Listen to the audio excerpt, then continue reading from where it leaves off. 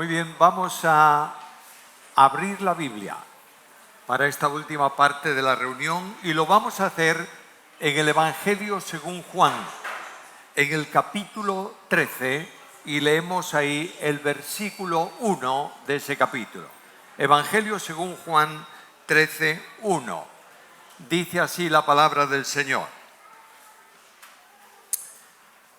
Antes de la fiesta de la Pascua, sabiendo Jesús que su hora había llegado para que pasase de este mundo al Padre, habiendo amado a los suyos que estaban en el mundo, los amó hasta el fin. Antes de pasar a considerar una frase de ese versículo, quiero dar saludos de muchas iglesias en la Argentina que nos encomendaron que lo hiciésemos entregándolo a la congregación aquí en Vigo de su parte.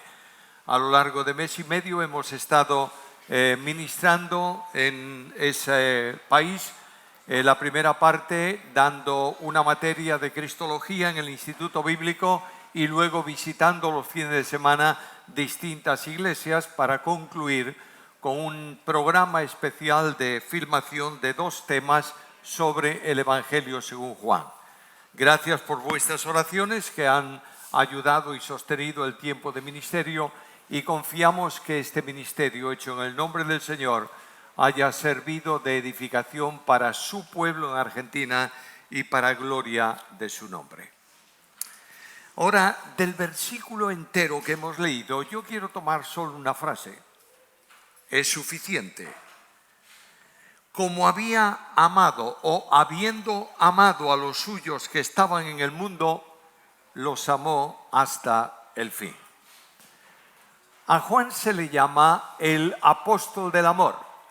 Realmente he procurado investigar cuál es la razón para este calificativo y hay muchas observaciones y muchas posibilidades y muchas probabilidades de por qué ese nombre, pero ninguna me ha satisfecho excesivamente.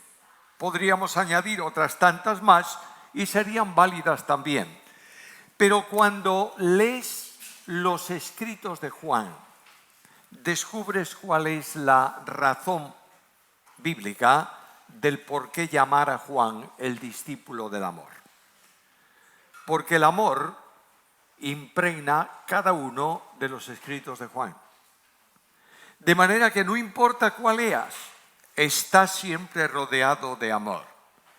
Juan es un hombre que acompañó al Maestro como los otros durante 3 años, pero Juan testifica cuál es el impacto que Cristo causó en su vida.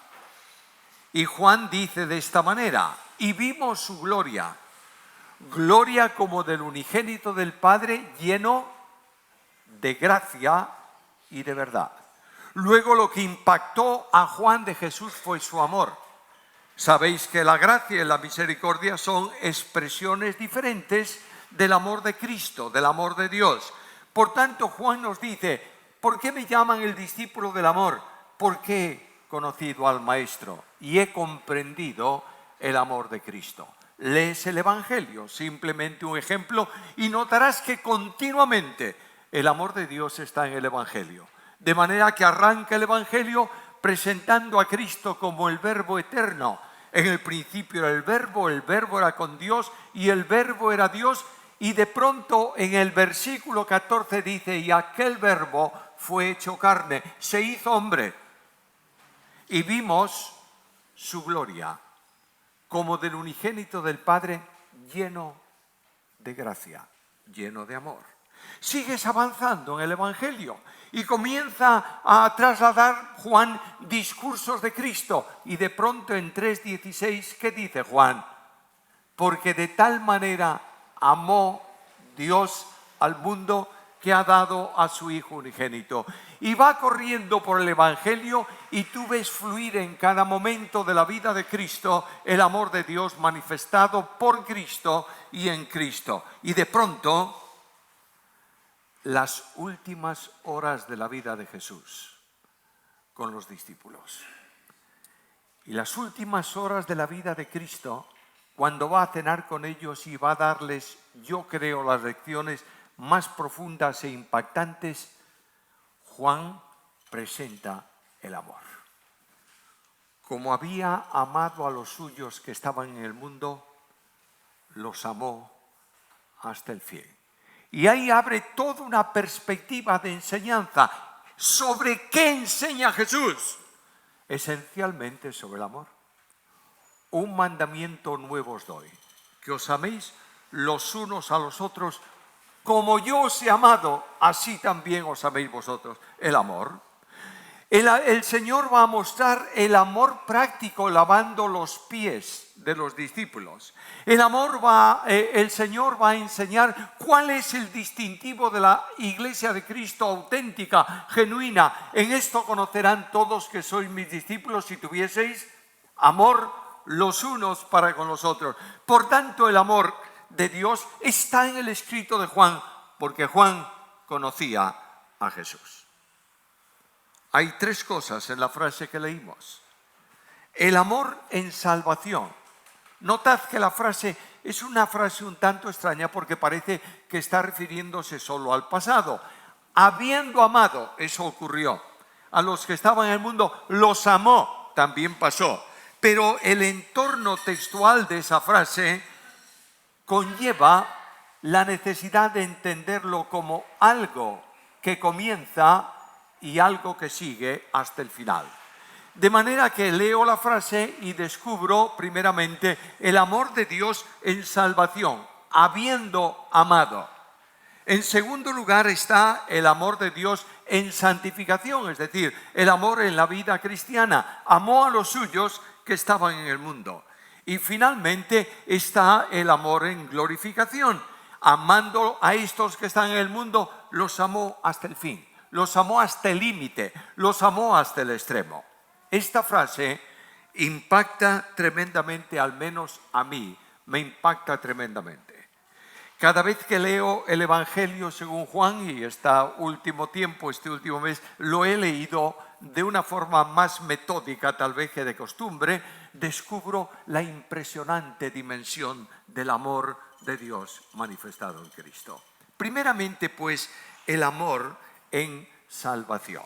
Para entender bien esto, hemos de pensar un momento cuál fue la razón, el propósito de la primera venida de Cristo.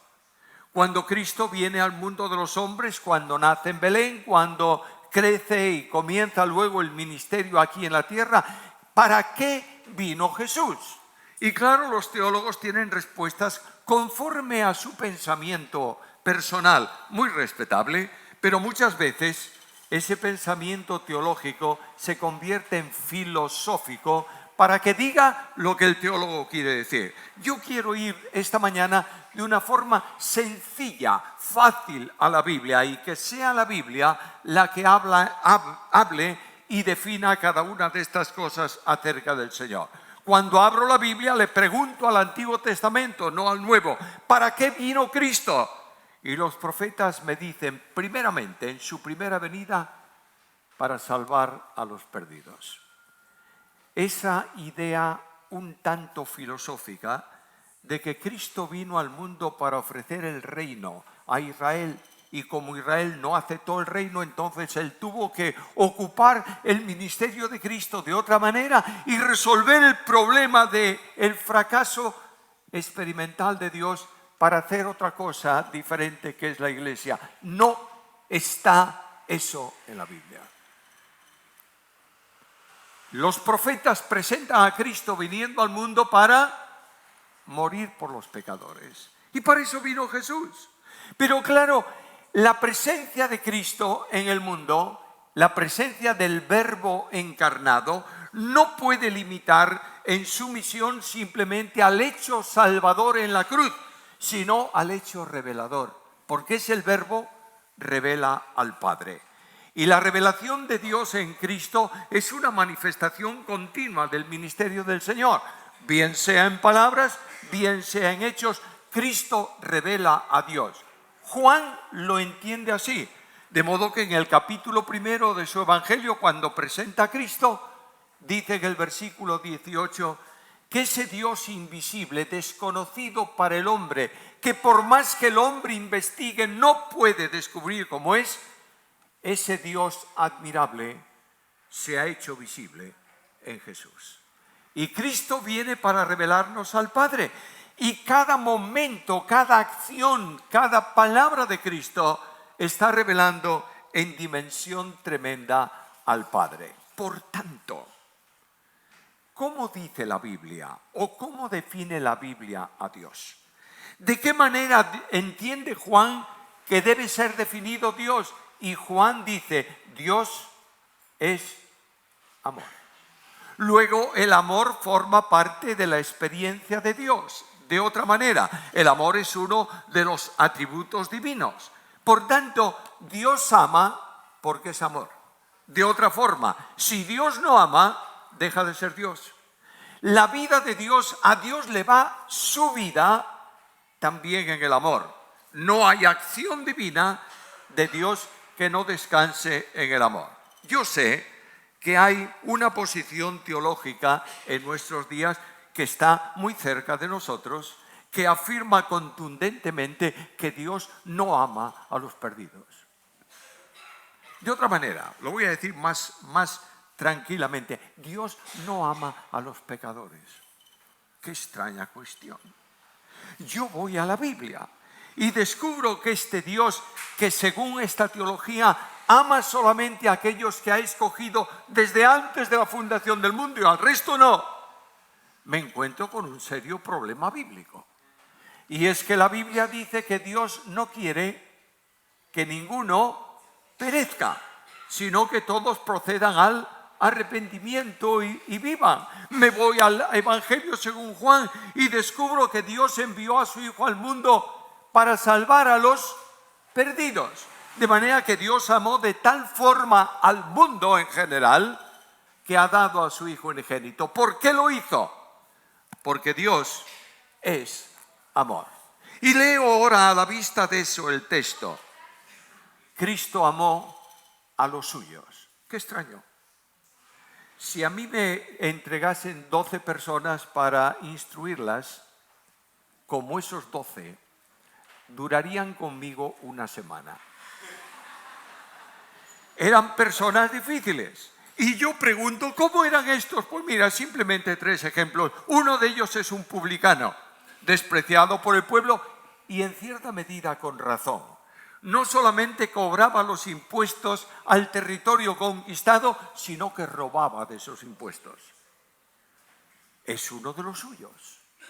Veo a 2. Son violentísimos. El carácter de ellos es peor que la tempestad del mar de Galilea, hasta el punto que Jesús le llamó Boanerges, hijos del trueno. Ahí tienes a 2. Ahí tienes a otro que habla sin parar. Es un tanto irreflexivo, de modo que permanentemente está contestando. A veces Cristo tiene que decirle, ¿pero qué dices? Y este es Pedro. Este es el grupo que está con Cristo. Por tanto, Cristo los ama por una razón. Porque Lucas 5:32 dice que he venido no a llamar justos, sino a llamar pecadores al arrepentimiento. Me impresiona. El amor de Dios tiene una dimensión inconcebible para mí. Ama por necesidad. Dios ama a todos. Pero también este amor de Dios, que es extenso, que es ilimitado, que ama, la creación la hizo también con amor.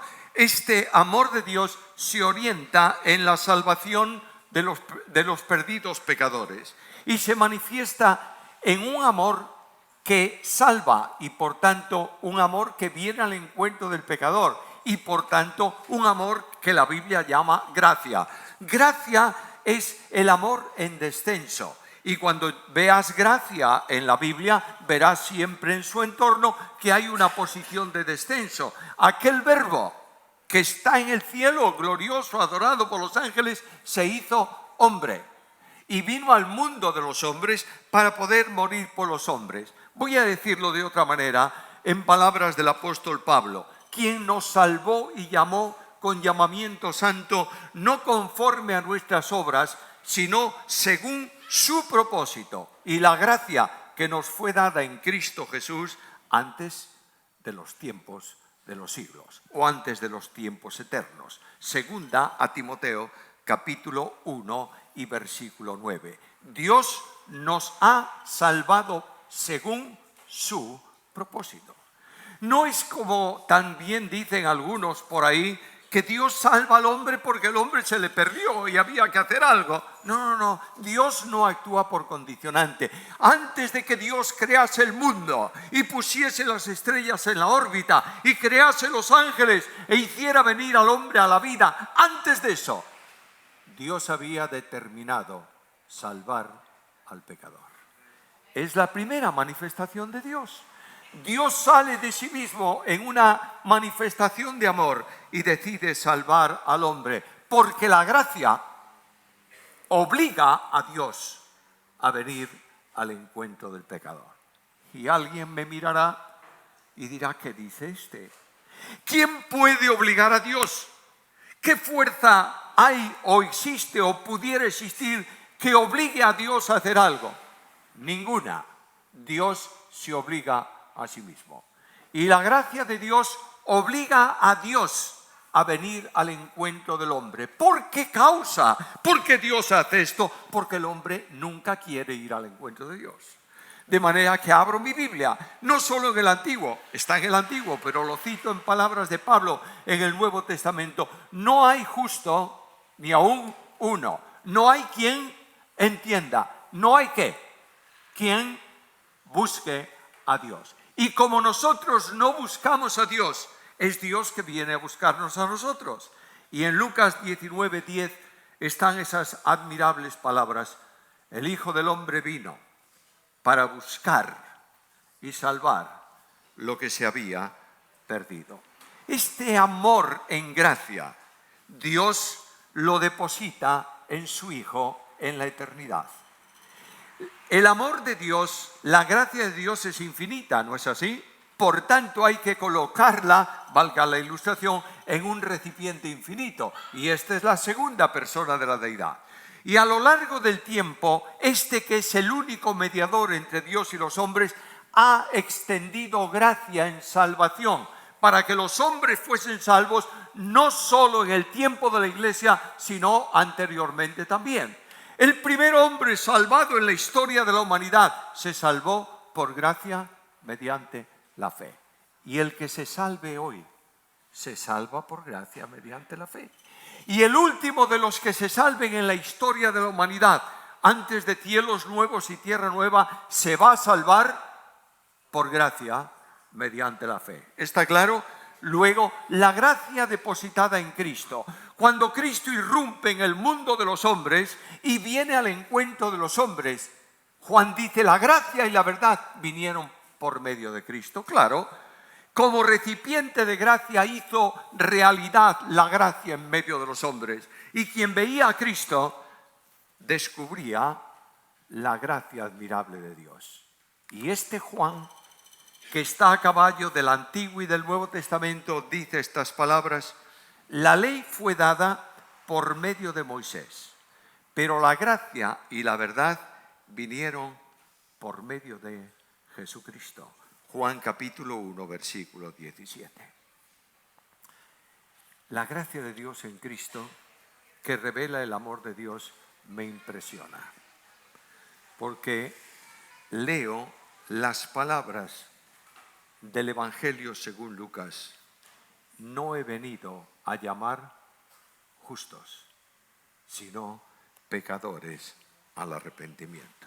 Y de pronto la ejecución de la redención se produce. Y la cruz de Cristo se alza. Y Cristo es puesto en una cruz.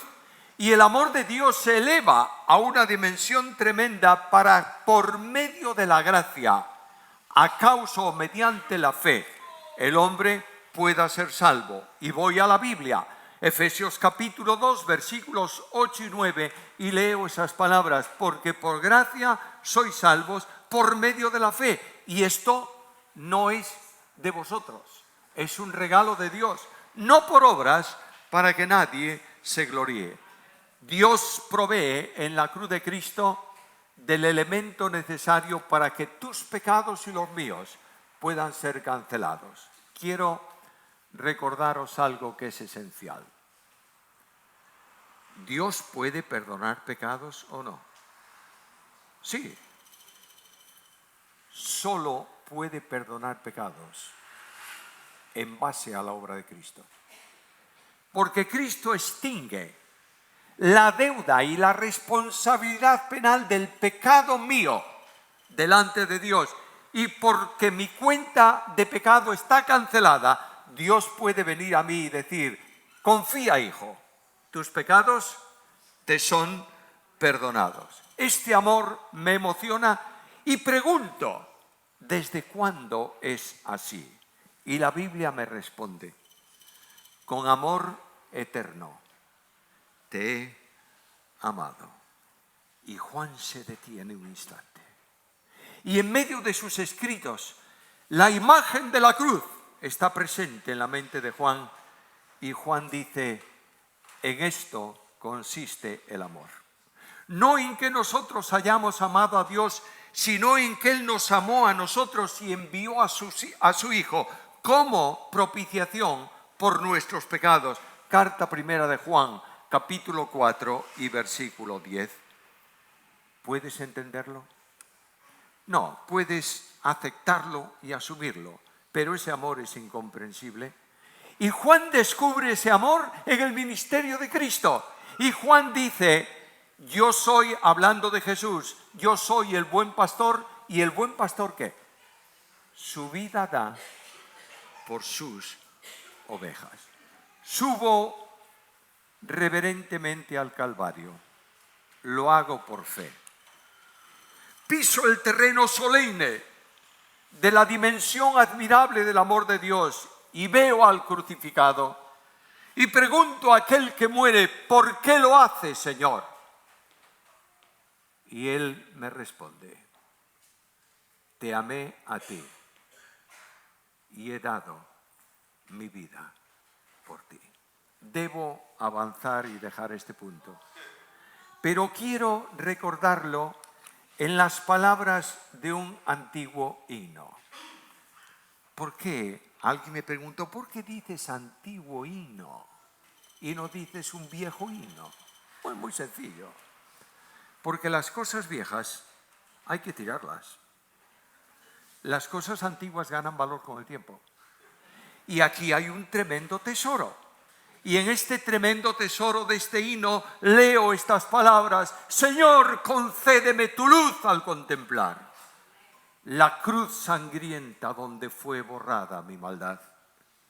El juicio y maldición, la ruda tempestad cayeron sobre ti, y es hoy tu cruz bendita paz. ¡Qué dimensión! No puedo sino emocionarme frente al amor de Cristo. Y veo el texto y digo: el Señor me amó para salvación. Y avanzo en el texto y descubro que Dios me ama también para santificación. Y veo ahí en Juan la primera manifestación de ese amor en santificación. Bueno, ya creí en Cristo, perdonados tus pecados. ¿Ya no vas al infierno? ¿Solo eso? No, Dios tiene un plan mucho mayor para ti y para mí. De manera que abro el Evangelio de Juan, capítulo 1, versículo 12, y leo estas palabras. A todos los que le recibieron, esto es, a los que creen en su nombre, les ha dado la autoridad, la facultad de ser hechos hijos de Dios. ¿Lo entiendes? ¿Cómo es posible que yo, con mis faltas, mis problemas, mis fracasos, mi falta de fe, mi pecaminosidad, mi rebeldía, no antes, ahora, pueda decir: este es mi Padre, y el Padre diga: este es mi Hijo? ¿Puedes entender eso? Yo no, pero lo entiendo cuando veo lo que Dios hizo para que yo pueda ser su hijo. Me toma cuando creo en Él y me coloca en Cristo. Y aquel a quien Dios dijo, este es mi Hijo amado, contempla a todos los que están en el Hijo y dice, estos son mis hijos, adoptados en Cristo Jesús. ¿Puedes entenderlo? La vida de santificación es la relación vivencial de un hijo con el Padre y la provisión de gracia de ese Padre para con sus hijos. De manera que Dios dice, bueno, ya son mis hijos, pero y no van a hacer nada. Dice, hemos tenido templos en la historia de la humanidad y en la historia de mi pueblo Israel, hemos tenido lugares de culto, etcétera, etcétera, que han sido un fracaso. ¿Dónde está el tabernáculo? Desapareció. Y el templo de Salomón desapareció. Y el templo de Nehemías desapareció. E iba a desaparecer el templo de Herodes. Y dice Dios, hagamos un templo que no tenga posibilidad de disolución. Y nos convierte a nosotros en templos de Dios, en donde el Dios Trino, no solo el Espíritu Santo, habita en ese templo. Y dice, ya tenemos un templo espiritual donde yo estoy presente. Y es la realidad de la manifestación de Cristo. Cuando Cristo viene al mundo, Juan dice en el capítulo 1:14, aquel verbo fue hecho carne y habitó entre nosotros. Y ese verbo habitar significa literalmente poner una tienda de campaña. De modo que sobre la lona que cubría la deidad se manifestaba Cristo. Por eso dice la Biblia que en Cristo habita corporalmente la plenitud de la deidad. Y aquella tienda del tabernáculo que manifestaba esto se cumple plenamente en Cristo. Y ahora este admirable Cristo, en unidad con el Padre y el Espíritu, habita en el creyente. Ya somos hijos, somos templo, pero algo más dice, son también sacerdotes. Los sacerdotes de la antigua dispensación tenían que correr para atender los sacrificios y los hombres tenían que buscar su animal y llevarlo al lugar del sacrificio, etc. Era todo un problema. Ahora mismo dice Dios, este que es templo es también sacerdote y es también sacrificio. Y ahí en Romanos 12:1 lees estas palabras, hermanos, por las misericordias de Dios, presentad vuestros cuerpos, ¿cómo? En sacrificio vivo, santo, agradable a Dios, que es vuestro culto racional. Dios ha hecho posible una vida victoriosa sin esfuerzo personal.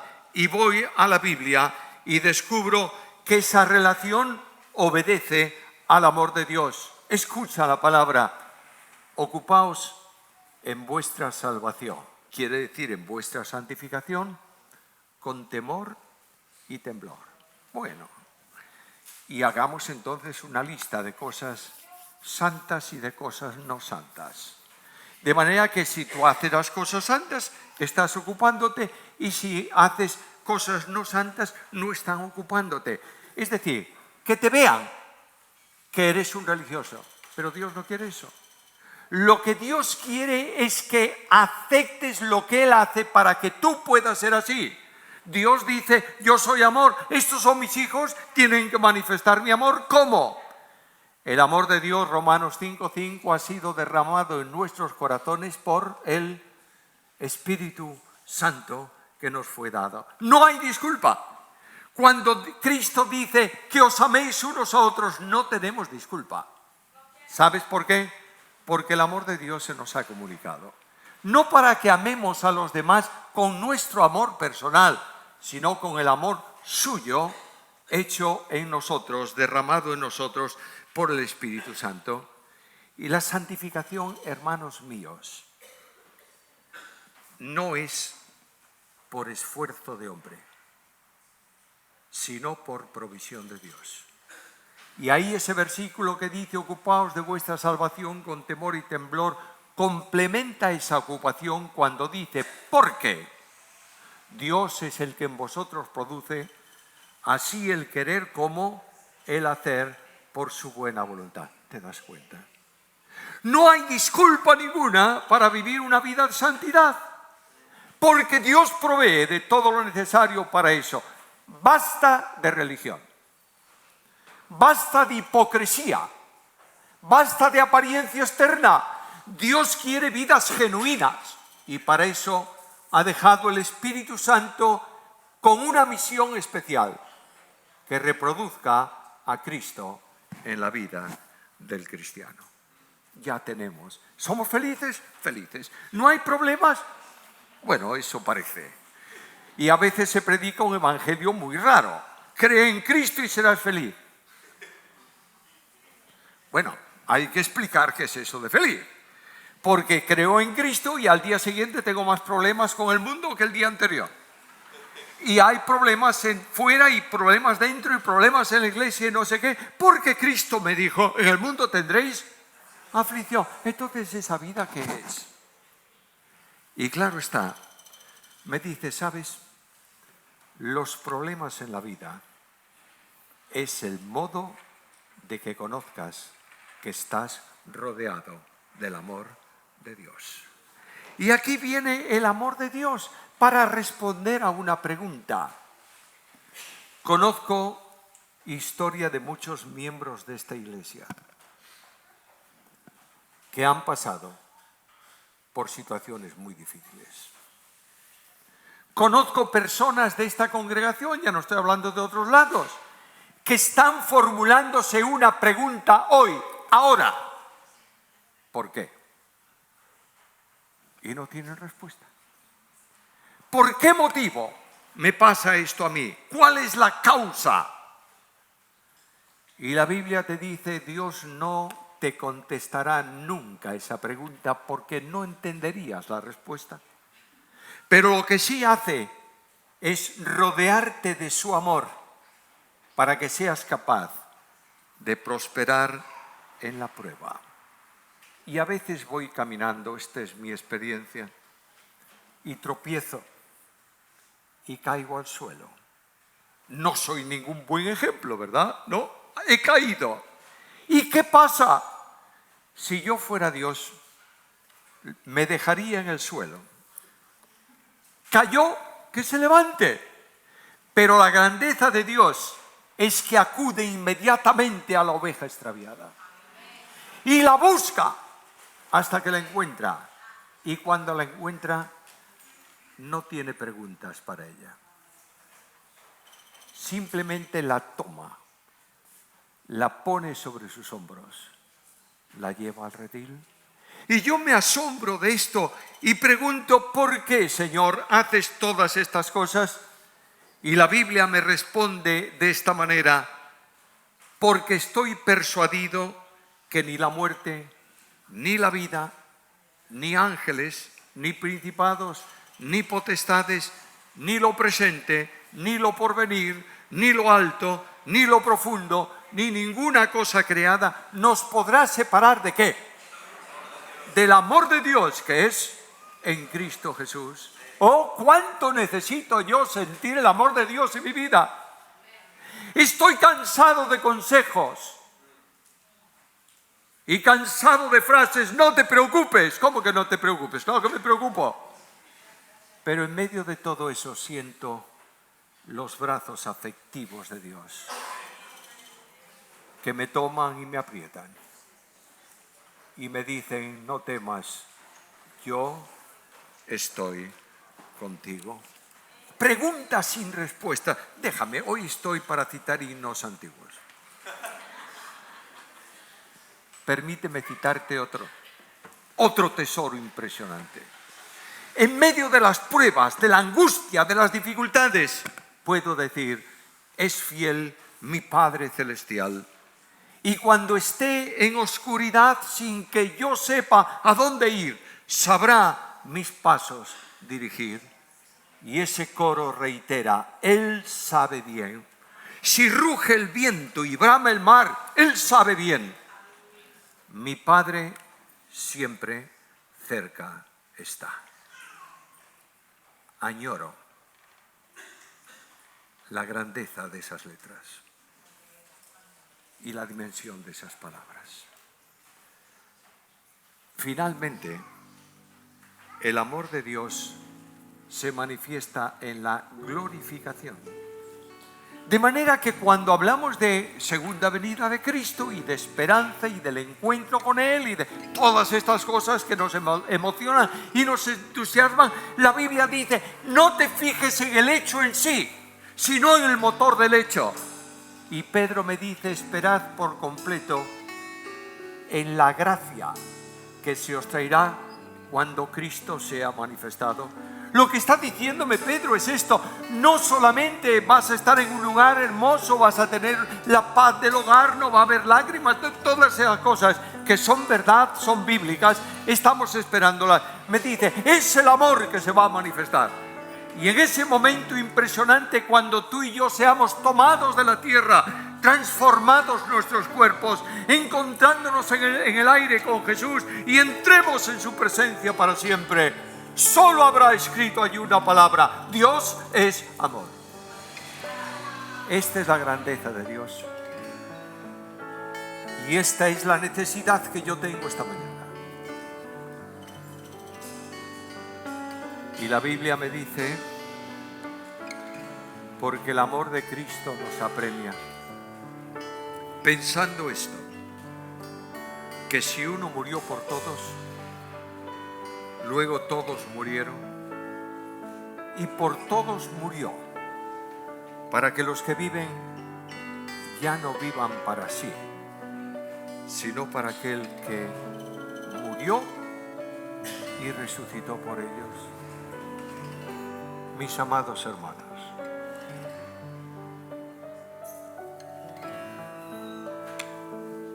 veo hoy en el mundo púlpitos llenos de recomendaciones. Leo libros llenos de consejos. Pero veo una iglesia en decadencia, fría y poco comprometida. Porque el secreto de la vida cristiana está aquí: el amor de Dios y la obra de Cristo. Cuando tú pones eso delante de una congregación, si la congregación no cambia, no habrá nada en la tierra que la haga cambiar. Porque es el impacto profundo de un amor sin límite que me toma y me conduce para su gloria. Cada uno de nosotros esta mañana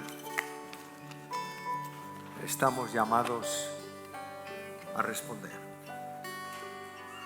Y la pregunta es esta: ¿qué te ha dicho esta mañana el amor de Dios en tu vida?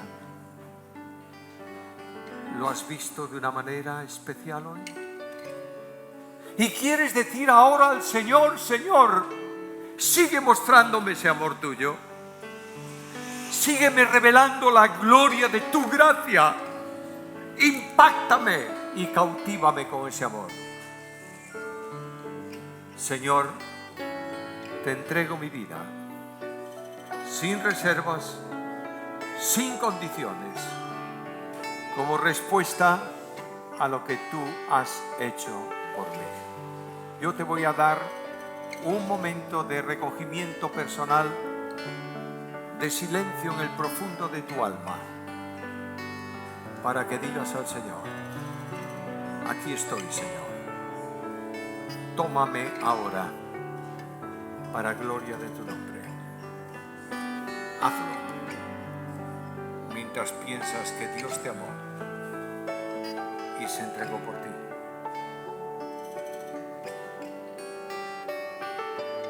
Padre nuestro, en esta mañana te pedimos, Señor, que tu Espíritu haya grabado con fuego en nuestra alma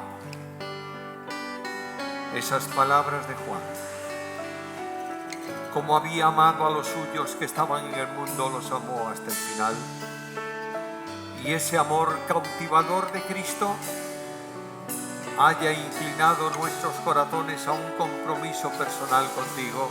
Señor, toma las vidas que esta mañana están diciéndote en el silencio de estos momentos: aquí estoy, Señor, para gloria de tu nombre. y despide a tu pueblo en paz hoy. Y llévanos a nuestros hogares en tu gracia y danos una semana bendecida con el poder de tu Espíritu, la gracia de Cristo y tu amor personal. A ti la gloria, Dios del cielo y de la tierra, por Cristo Jesús. Amén.